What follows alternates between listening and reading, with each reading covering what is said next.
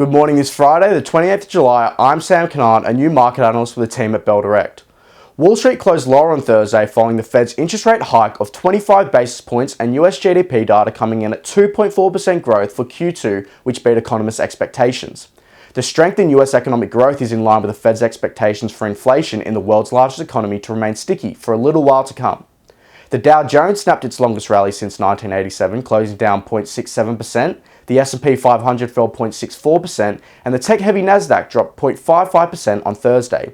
Social media giant Meta jumped 4.4% after reporting a jump in second quarter advertising revenue and topping expectations for quarterly results.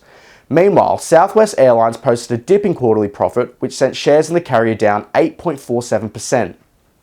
Over in Europe, the European Central Bank hiked the region's cash rate by 25 basis points overnight to 3.75%, with central bank officials noting that while inflation in the region is falling, the hike is to ensure inflation continues to fall.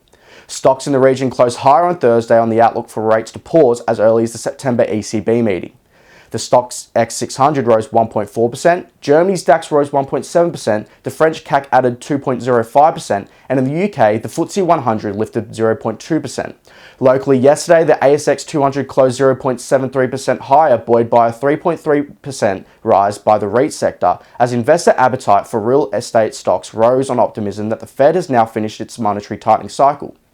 The energy and materials sector were the only two sectors to close Thursday's session in the red.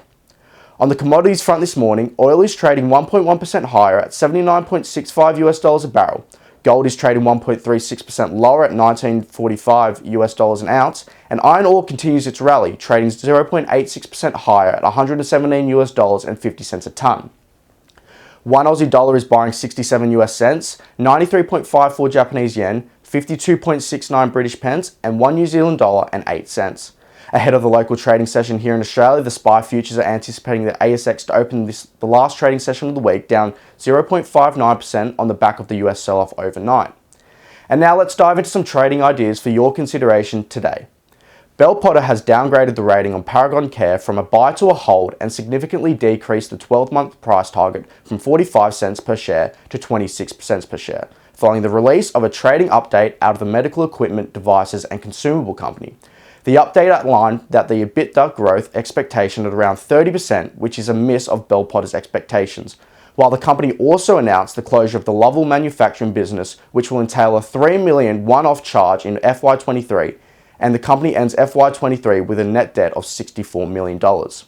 Bell Potter's analyst sees the growth outlook as opaque and appears dependent on revenue growth in Asia, which is the primary reason for the downgrade to a hold and decreased price target.